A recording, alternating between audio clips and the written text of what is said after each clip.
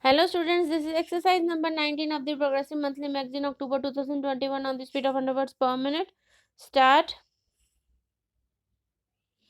I am glad that I have been asked to lead our discussions on energy issues.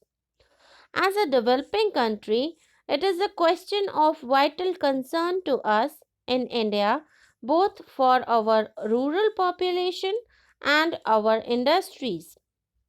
Each country has its own energy perspective and must develop those sources of energy where it can derive the best results, not just in terms of immediate profit but in the long term interests of its people. Conditions of every country, availability of basic sources of energy, and capability will determine its choice of the technology of energy. When coal and oil begin to be used as motive power for industry and transport, there was a great transformation which brought forth both prosperity and poverty on a scale hitherto unknown to man. Coal and later oil fueled the age of machine. Oil began to replace coal because of its cheapness and superior utility.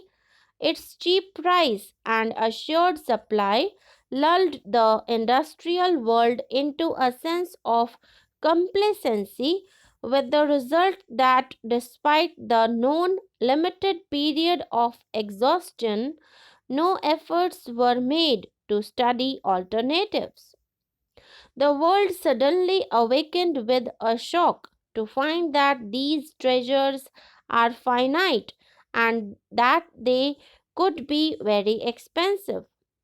In fact, it is quite safe to presume that even the current prices would hold good for more than a short period. Consequently, we have all to become conservatives or conservationists, if you like, and the wasting spree has to come to an end. It is certain that if we go on burning up the fossil fuel like this, the lights will go out everywhere much sooner than expected. Is it for such a fate of chilly darkness that human intelligence has striven all these centuries progressively to a happier state of living? What avails it if man, in an attempt to exploit nature, should be vanquished by his own folly of extravagance? This wisdom which has dawned on us was prefigured in our own country. Gandhiji tried to put across to his countrymen that man should not become a slave to the machine and victim of the machine age. He wanted us to develop an integral personality in communion with the environment and with fellow men. Advanced countries have now begun to see how dangerous it is to measure progress in terms of energy consumption per capita. We must correct such concepts and replace them. We cannot, of course, reverse the clock of development in modern age. Pollution is one of the worst of them, and the sources of energy has to be so chosen that the evils of pollution and degradation of environment are reduced to the minimum. We have a fairly abundant reserve of coal, but coal is also exhaustible and has to be exploited in an efficient way, including lower grades of coal and lignite. The pollution would also have to be seriously tackled. Hydroelectric power is the next most important and promising source of energy, not only for India but for other countries as well. What is better still is that with hydropower, the risk of pollution is neither so strong nor unmanageable.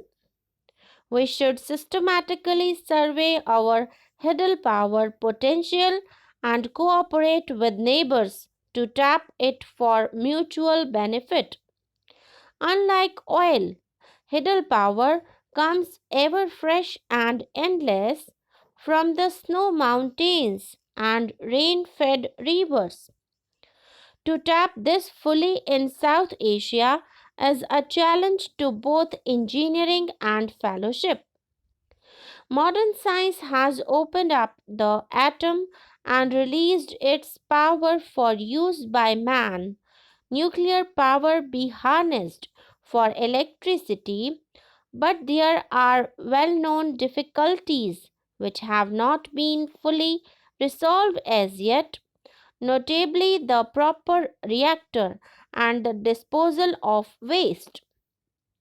Two other sources of energy must claim our attention: biogas and solar energy. The advantage of using biogas plants in the villages is that it fits in with the technology of rural areas.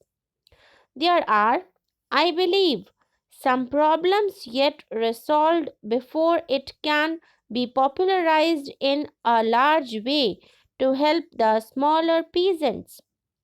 In India, we are trying to work a strategy of community biogas plants. This is one energy sources which would be relevant to conditions in small countries as well as large ones, in towns as well as in villages. Large concentration of cattle population in villages and dairies particularly lend themselves to exploitation of this source of domestic use and small power requirements. It also provides a good opportunity for regional technical cooperation amongst countries. Solar energy is already beginning to be applied to a number of purposes, such as improved drying of agricultural produce, pumping water, desalination, heating, and air conditioning. Many countries are carrying on research into the application of solar energy. All our countries are blessed with abundant sunlight, and we should therefore have a primary interest in speeding up the commercial development of practical appliances using solar energy.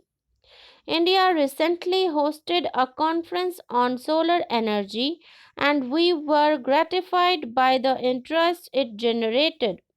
Here also, immediate prospects are good.